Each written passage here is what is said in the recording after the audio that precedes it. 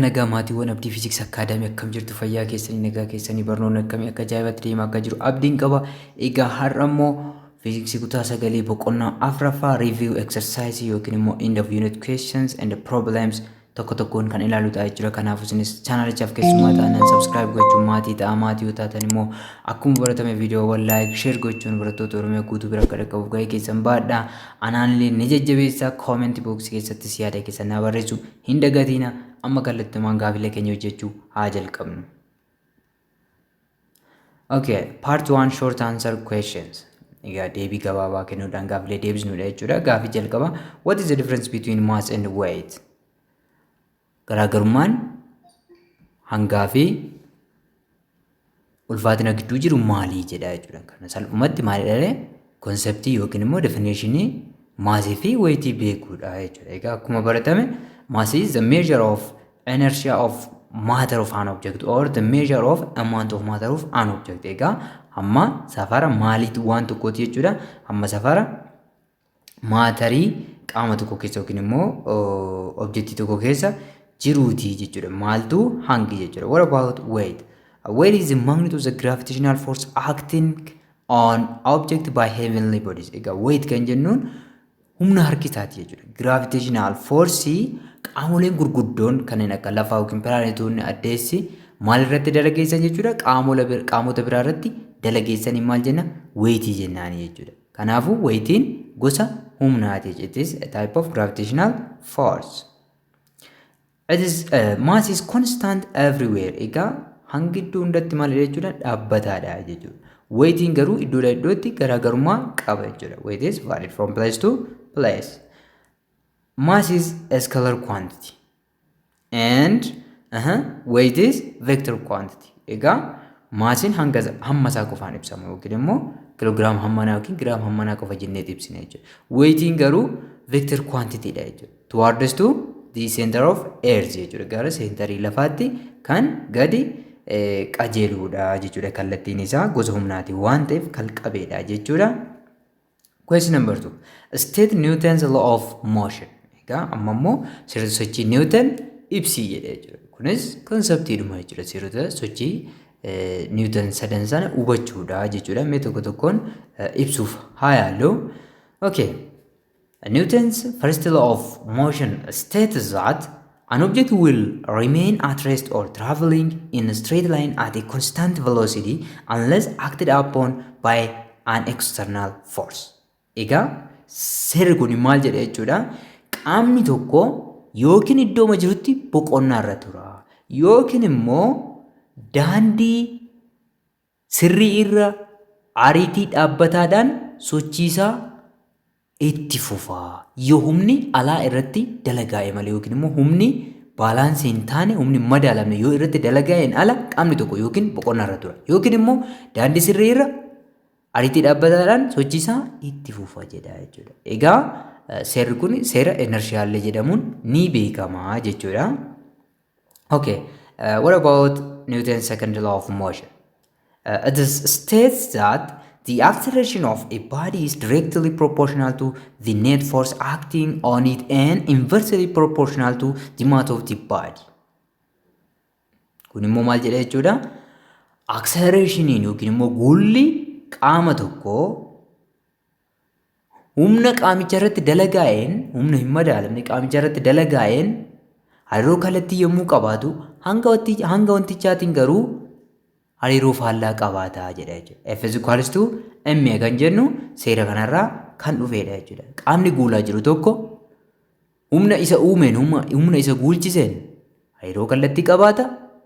Hanga wanticha guulaa jiruutiin immoo hariiroo faallaa qabaata jechuudha. Okay, Newton's third law of motion. It states that every action has an equal and opposite reaction. Egaa humni gocha tokko yookiin immoo gochi hunduu mormii gochaa hammaan qixa isaa ta'e kallattii gochaatiin garuu faallaa ta'e qaba. Symbolically, F1 is equals to minus F21 egaa minus kan jettu tuni kallattiin F12 fi F21 kuni waliif faallaa ta'u jechuudha. Fakkeenyaaf isin keenya manaa yoo dhiibdan keenya manaattis deebisee isin dhiiba jechuudha. Humni isin dalageessitan gocha yoo ta'e yookiin immoo action yoo ta'e kan keenyaan immoo deebisee isin dhiibu reaction ta'a jechuudha. So kallattiin humni isin dalageessitanii fi kallattiin humni keenyaan isin irratti yookiin harka keessan irratti dalageessu faallaa walii ta'uusaa seerri ibsu seera sochii Niwuutan sadaffaadha jechuudha. Okay, question number 3. What are the action and the reaction forces involved when you walk on a surface? Egaa seera sochii Niwuutan sadaffaan kun ammas gaafii kana irratti deebi'ee dhufe jechuudha. So yommuu isin daandii irra deemtan action fi reaction forcen naannoo sana jiru maali ibsaa jedha jechuudha. So if you take the force that your feet apply on the surface as an action force, the reaction force is the force that the surface exerts back on your feet. Egaa isin yommuu lafarra deemtan yookiin immoo dirra lafarra deemaa jirtan humni isin lafarratti dalageessitan humni miilli keessan lafarratti dalageessu action force yoo ta'e humni dirreen lafaa immoo miila keessan irratti dalageessu reaction force yookiin immoo mormii gochaa ta'a jechuudha.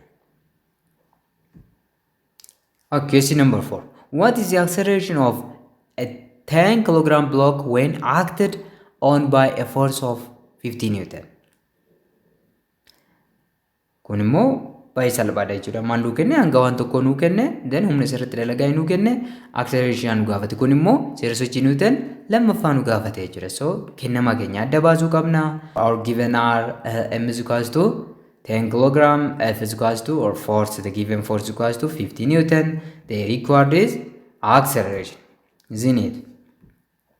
Then from Newton's second law of motion, we have F is equals to ma, or force is equals to mass multiplied acceleration. From this, you can derive for acceleration. Acceleration will be force divided by mass of an object. Then we have force of 50 Newton divided we have mass 10 kilogram. 50 by 10 is 5 and then 1 Newton means 1 kilogram meter per second square. Then we can simplify or we can cancel kilogram by kilogram and the rest one is meter per second square. So the answer is 5 meter per second square. Deebiin keenya 5 meter per second square ta'a. Guulli keenya isa kana ta'a jechuudha. Gaaffii shanaffaa. Determine the weight of a 50 kilogram mass on the surface of the earth.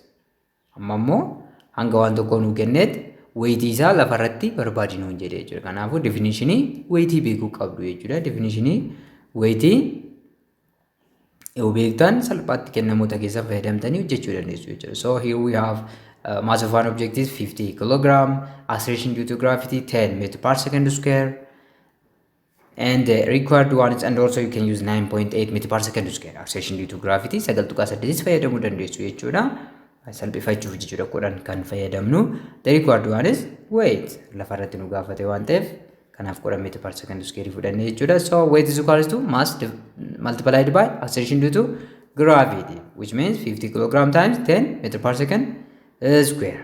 Then the weight of an object will be, or the weight of the object will be 500 kilogram meter per second square. Kilogram meter per second square means Newton, is that not? So the weight is 500 Newton jechuudha. Kanaafuu ulfaatinni wanta kana 500 Newton ta'a jechuudha lafarratti. Gaaffii jaffaa. A certain force F accelerates 25 kilogram object by 4 meter per second square. Calculate the magnitude of the force F. Egaa amma immoo ammas seera sochii Newton lammaffaa gaafatamne jechuudha salphumatti jechuudha. So maal nuu kenne hanga waan tokko nuu kenne deebi'ee acceleration isaa nuu kenne hamma humna barbaadi nuun jedhee jechuudha. So kun baay'ee salphaadha. All given is mass 25 kilogram, acceleration 4 meters per second square. The required one is the applied force. From Newton's second law of motion, we have force equals to mass multiplied by acceleration. We have mass of 25 kilogram and acceleration of 4 meters per second square. 25 multiplied by 4 is 100.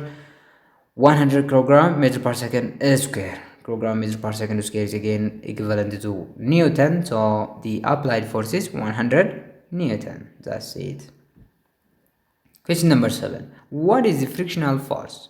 Explain some of its advantages and disadvantages. Kunillee hubannoodha jechuudha. Egaa humna hirgataa maalidha jedheeti isin gaafate jechuudha. Faayidaa isaa fi miidhaa isaa ibsaa isinii jedhe jechuudha. Egaa baay'ee salphaadha. Humna hirgataa jechuun humna yommuu qaamoleen lama walirra socho'an yookiin walirra socho'uuf yaalan uumamu jechuudha. So this frictional force is the force generated when solids slide or attempt to slide over each other.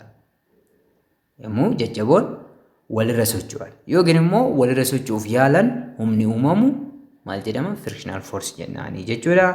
Egaa faayidaa fi miidhaa isaanii hedduu tarreessuu dandeessu garuu mee muraasa isaanii ilaalu. Let's see the advantage of friction force. First, to walk on the surface of the earth. Osoo humni hirgataan jiru ta'e nuyi lafarra dhaabannee deemuun nutti cima ture jechuudha. Kun akka faayidaa isaatti kaasuu dandeenya. To use the brakes on vehicles. Egaa firiiniiwwan konkolaataa yookiin immoo qaamolee konkolaataa biskileetii ta'uu danda'a, motorsaayikilii ta'uu danda'a, konkolaataawwan garaagaraa ta'uu danda'a, baabura ta'uu danda'a. Kun hundi isaanii pirinsipiliin hundi isaaniitu maaliin hojjeta jechuudha? Frictioniidhaan hojjeta jechuudha. To write using markers or chalks or pen whatever.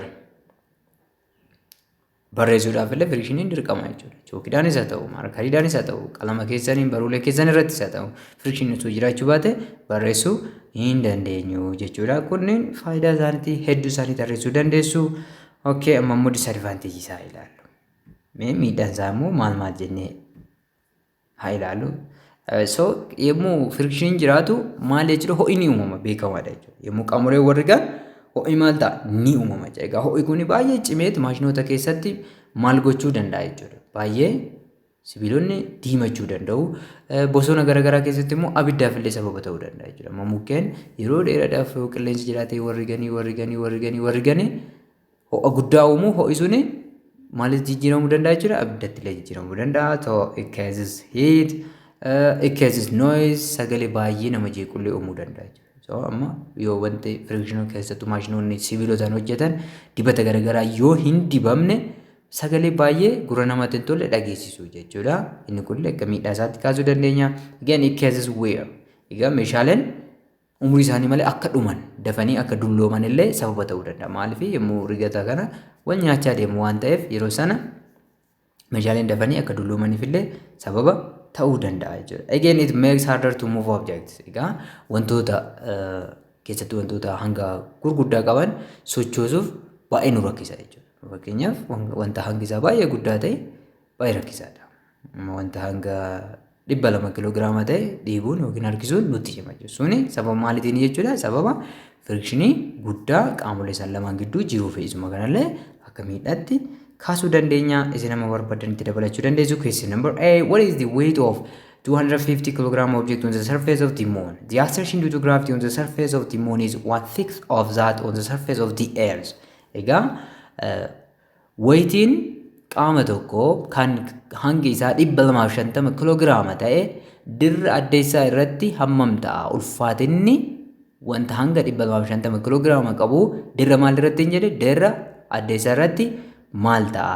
Yoo acceleration due to gravity'n dirra addeessaa irratti meeqa ta'e? 1/6 isa kan lafaa ta'e jechuudha. Baay'ee salphaadha jechuudha. So given keenya mass of an object is 250 kilogram acceleration due to gravity on the moon, 1/6 of acceleration due to gravity on the surface of the earth, which means 9.8 divided by 6. Sagal tuqaa 8 yommuu irru 1.6 meetira per second square arganna jechuudha. Kuni guula maalitii jechuudha? Harkisa dirra addeessaati jechuudha. Dirra addeessaati jechuudha.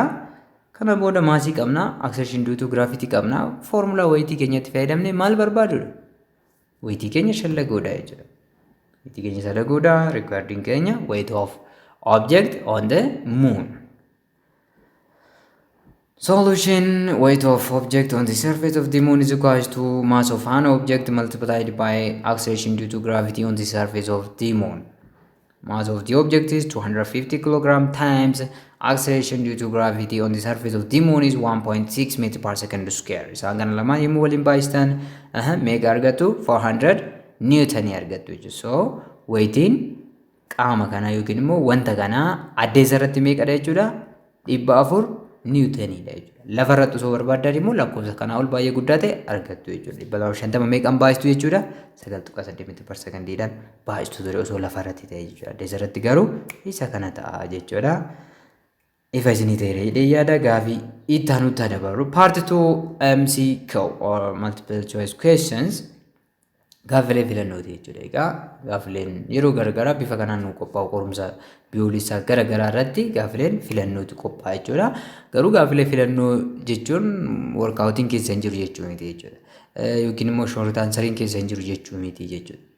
Konseptii isaa yoo hin beekne filannoo sana argachuu hin dandeessanii kaalkuleeshinii isaas yoo hin hojjenne deebisan argachuuf namatti ulfaata jechuudha. So hunda isaa of keessaa qaba jechuudha multiple choicein.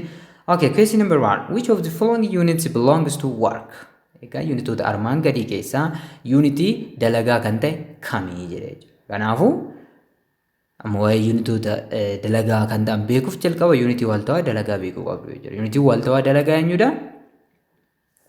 Juuliidha jechuudha. Unitii waaltawaa dalagaa juuliidha. Juul kan jedhu immoo as keessa hin jiru jechuudha. Then definitionii maalitti deemtu? Definitionii dalagaatti deemtu jechuudha. Work done is equals to the parallel force multiplied by distance or displacement covered. Yes.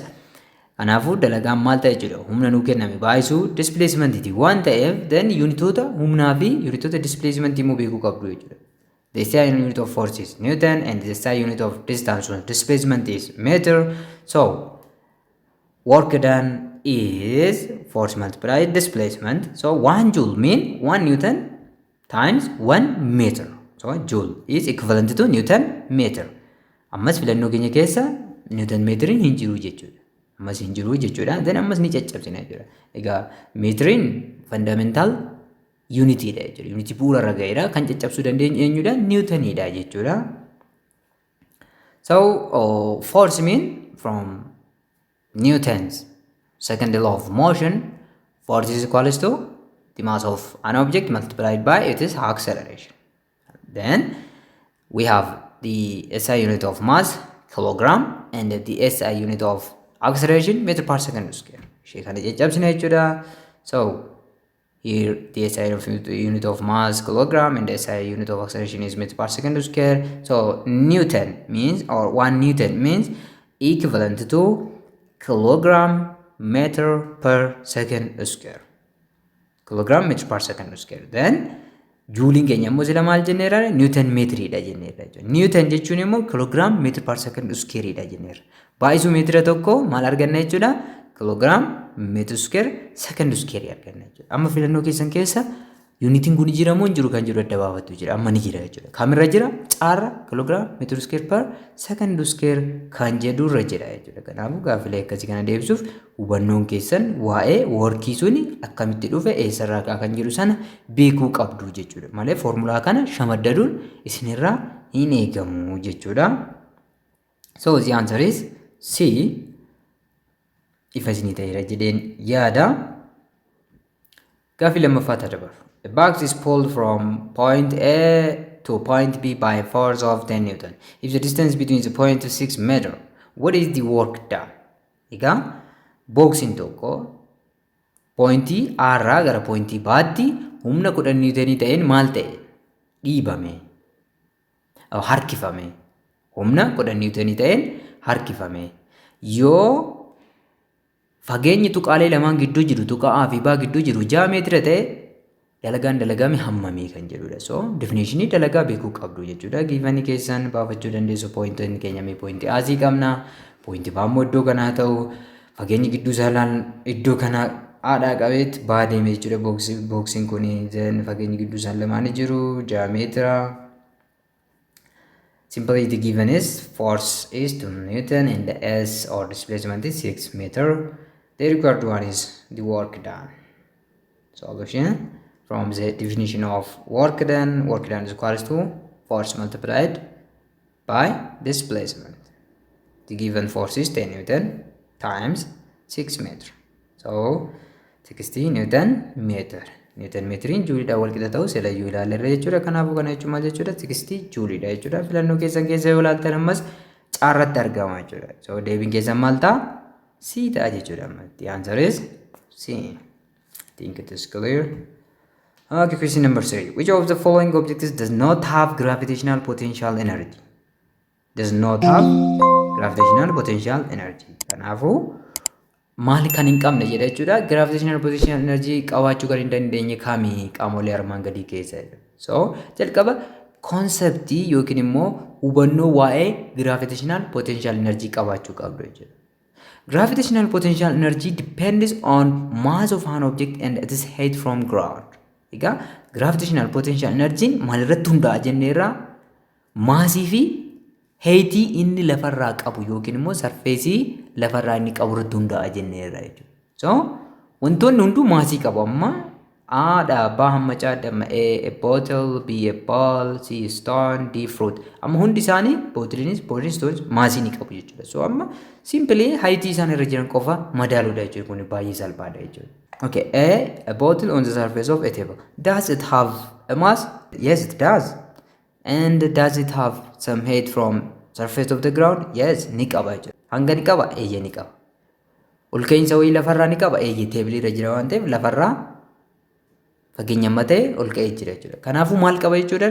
Potential energy yookiin annisaa kuufama ni qabaata jechuudha. Then lammaffaas fudha. A ball on the level ground. Hanga ni qaba? Eeyyee ni qaba. Heightii lafarraa ol siqee qaba? Hin qabu. Lafarra jira waan ta'eef jechuudha. So inni kun hin qabu potential energy hin qabu jechuudha. Mee caasdaa isaa ilaallu ni amma xumuratti ilaaluu qabdu waan ta'eef filannoodha waan ta'eef. Okay. A stone on the roof of a house. Hanga ni qaba? Hanga ni qaba. Heightii lafarraa ol fagaatte qaba? Ni qaba eeyyee. Maalirra jira? Manarra jira waan ta'eef jedhe. Ruufii manarra jira waan ta'eef lafaa fi ruufii manaa san gidduu maaltu jira jechuudha?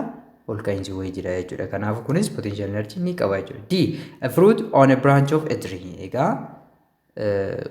fuduraa damee mukaarra jiru jechuudha. Hanga ni qaba? Eeyyee ni qaba. Ol ka'iinsa lafarraa ni qaba? Eeyyee ni qaba. Maalirra jira? Mukarra jira yookiin immoo damee mukaarra jira waan ta'eef jechuudha. Kanaafuu kan ol ka'iinsa hin qabne ol ka'iinsi isaa lafarraa 0 kan ta'e B dha waan ta'eef the answer will be choice B. Choice B is the correct answer. Okay, let's move on to question 4. A loader lifts a 500 kilogram stone at a height of a meter in 2 seconds. The power developed by the loader is dash. Take acceleration due to gravity 10 meter per second square. Egaa acceleration due to gravity kudhan fayyadamaa nuun jedhee jechuudha. So maalidha jechuudha kan nu gaafate poweridha jechuudha. So givenoota keenya yoo ilaalle mass of an object is or mass of the stone is 500 kilogram. It is height a meter, time 2 seconds, acceleration due to gravity 10 meter per second square. The required one is power.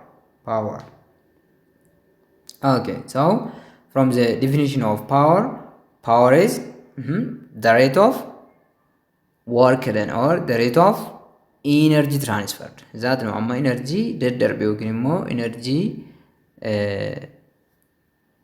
dalagaa tokko dalagee irra yeroo itti fudhateeti jechuudha. So energy keenya amma energy asitti nuyi qabnu potential energy dha jechuudha. Gravitational potential energy dha jechuudha. Gravitational potential energy jechuun mass times acceleration due to gravity times height dha jechuudha. Then over time dha jechuudha. Lakkoofsa kana bakka buustanii yeroo dheertanii kaa'uudha jechuudha. 500 kiloogiraama baay'isuu 10 meetira per second square baay'isuu 8 meetira over 2 second. Then unitoota keessan in keessuu 500 baay'isuu 10 baay'isuu 8 40 kiloogiraama meetira per second square over second square dha. Lamaaf hirtuu yommuu lama hirtan 20 kiloogiraama meetira square per second cube. Kana jechuun 20 waattiidhaan wal qixa ta'a jechuudha. Tarii amma unitiin paawarii kam jedhes kana keessa osoo sin gaafate isheen kun akkam taate jechuudha kiloogiraama meetira square per second cube taate jechuudha. Then 20 waattiin filannoo meeqa faarra jira jechuudha? Filannoo B irra jira jechuudha. So answeriin keenya eenyu ta'a jechuudha? B is the correct answer. B is the correct answer. Okay. Part 3 workout problems. Isaan kun immoo jiidhaan agarsiisedha jechuudha. Question number 1. A physics student does a work on a 2.5 kilogram curling stone by exerting 50 newton of force horizontally over a distance of 2 meters. Calculate the work done by the student on the curling stone. Egaa barataan fiiziksii tokko dhagaa hanga 2.5 kiloogiraama qabu irratti humna 50 niwutonii dalageessuudhaan maal godhe jechuudha gangalchee jechuudha. Gangalchuudhaan fageenya hammamii deemsise? 2 meetirii deemsise. Mucaan kun yookiin immoo barataan kun dalagaa hammamii dalage kan jedhu nu gaafate jechuudha. So ammas maal beekuudha jechuudha? Definitionii dalagaa beekuudha yookiin immoo konseptii dalagaa beekuudha jechuudha. The mass of the stone is 2.5 kilogram. The applied force by the student is 50 Newton. The displaced distance is 2 meter. 2 meter. Fageenyi deemame or moved distance is 2 meter. So the required one is the work done by the student. So from the definition of work, you know work done is equals to force multiplied by distance or displacement. So simply here we have force and we have displacement. So work done is equals to 50 Newton times 2 metri ta'a jechuudha. So 50 baay'isuu 2 dhibba ta'a, dhibba Newton metri ta'a, inni kun immoo juulii wal qixa. Deebiin keessan 100 juulii isiniif ta'a jechuudha. Okay, question number 2. Calculate the kinetic energy of the following objects. Egaa anniisaa sochii qaamolee armaan gadii yookiin wantoota armaan gadii barbaadinu jedhee jira. Kanaafuu jalqaba irratti maal beekuu qabdu jechuudha? Hiikaa yookiin immoo konseptii kinetic energy yookiin anniisaa sochii qabaachuu qabdu jechuudha. Anniisaan sochii akkamitti shallagama? Tokko lammaffaa hanga baay'isuu speedii square yookiin immoo velocity square akka ta'e beekamaadha jechuudha. Mee kennamoota keenya adda baafannu aadaaf. Okay, for object A, we have mass 50 kilogram and it is speed 20 meter per second square. Again, namtichi kuni hanga hammamii qaba? Hanga 50 kilograama qaba. Speed inni itti fiigaa jiru 20 meter per second dha jechuudha. So, anniisaa sochii isaa barbaadamaa keenya jechuudha. Formula anniisaa sochii keenya fayyadamnee salphaatti shallaguu dandeenya jechuudha. Solution kinetic energy is equals to 1/2 mv square. And 1/2 mass of the man is 50 kilogram times the man's speed is 20 meter per second. Square gochuu qabna jechuudha. The whole square dha. 51 lammaffaa jechuun 25 kilograama. 20 square yoo ta'e 400 meter per second square over second square dha. Isaan kana lamaan immoo waliin baasnu 10 kilogram meter square per second square arganna jechuudha. Isa kana jechuun immoo maal wajjin wal qixa jennee irraa 10 juulii wajjin wal qixa jechuudha. Kanaafuu deebiin keenya 10 juulii ta'a jechuudha. Mee amma immoo baatti haa dabarru. Baara irratti kan gaafatamne 200 gram of bullet fired at a speed of 300 meter per second. Rasaasni tokko hanga 200 giraama qabdi. Speedii hammamiitiin dhukaafamte? 300 meter per secondiitiin dhukaafamte. Anniisaa sochii ishee barbaadinu jedhee jechuudha. So given in Kenya, mass of the bullet 200 gram, which means 0.2 kilogram. Speed of or velocity of the bullet 300 meter per second. The required one is the bullet's kinetic energy. Kinetic energy is equal to 1/2 mass multiplied by the square of velocity, which is equal to 1/2 times 0.2 kilogram times 300 meter per second, the whole square, which means 0.2 kilogram times 300 square mean 90,000 meter square per second square. Unit in ille square gochuu qabdu jechuudha. Exactly. Then kana yommuu waliin baay'istan maal argattu jechuudha? 9 kilogram meter square per second square argattu jechuudha. Kanaafuu kilogram meter square per second square juuliidhaan wal qixa.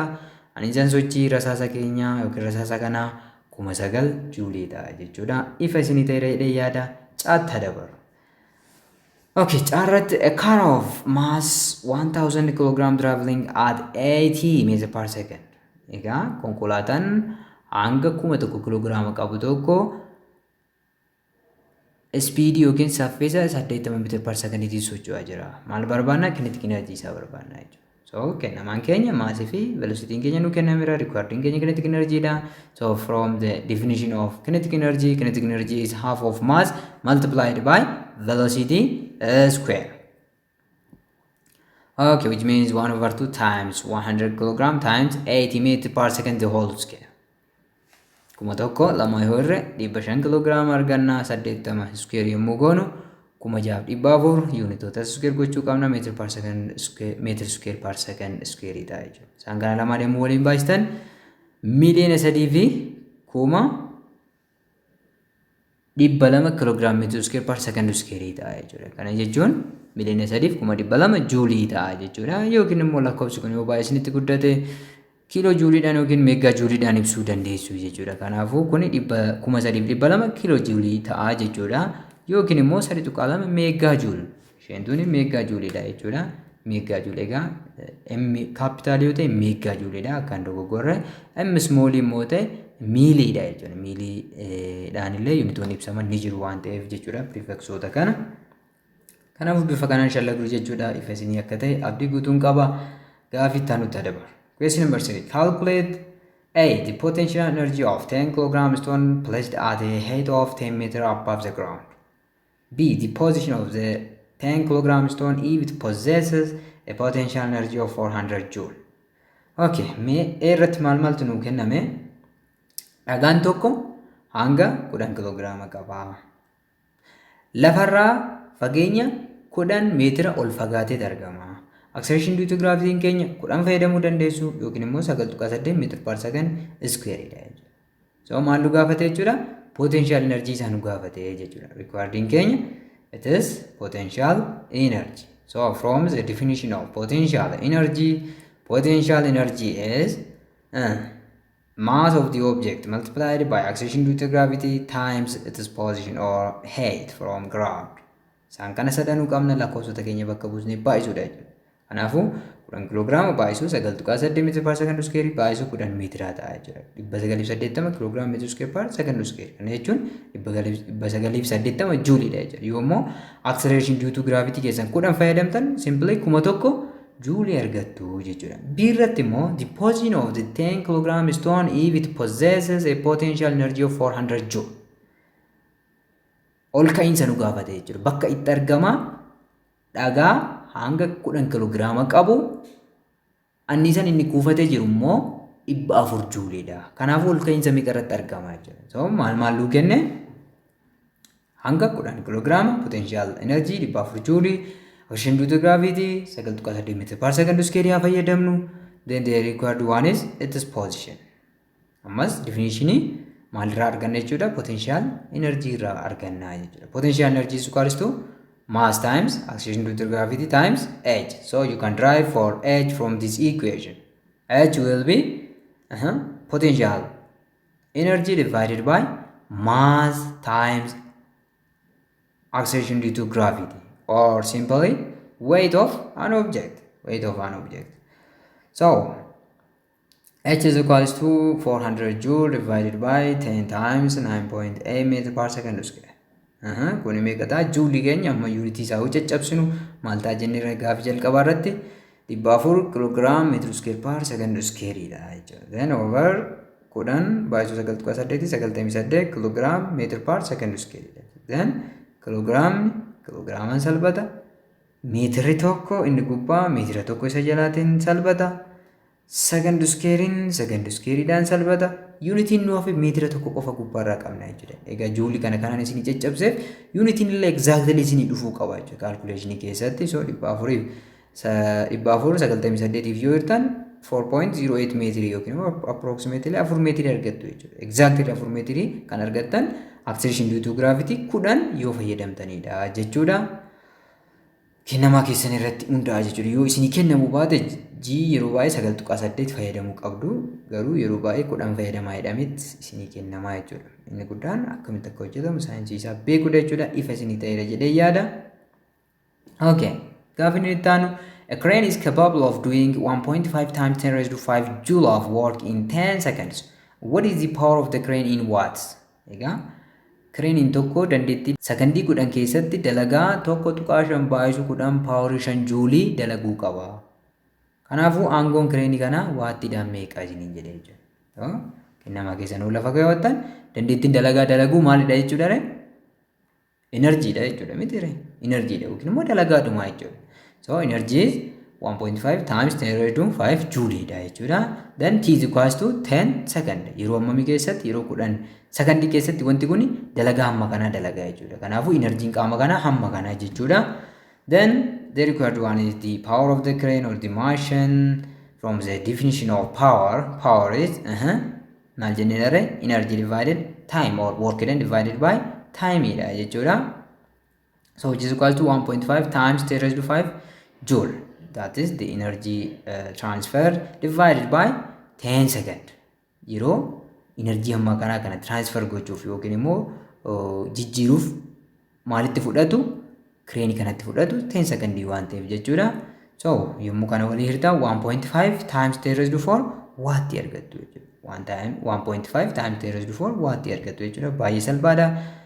Kana jechuun waatti 15,000 jechuudha. Waatti 15,000 yookiin immoo meeqa jettanii kaa'uu dandeessu? 15 kilowaatti jettanii kaa'uu dandeessu jechuudha. Egaa walumaa galatti viidiyoon keenya har'a isa kana fakkaata. Amma ammaatti chaanalichi subscribe godhee jirtu taanaan subscribe gochuudha maatiidha. Maatii yoo taatan immoo deeggarsa keessan baratamaa taasisuun isinirraa eegama. Viidiyoowwan like godhaa share gochuudhaan barattoota Oromiyaa guutuu bira akka dhaqqabu akkasumas anaanis na jajjabeessaa. Yaada keessanis immoo koomentii jalatti naa kaa'aa. Viidiyoo itti aanu immoo wal arginutti fayyaa nagaa naaf ta'a. Barnoota gaarii.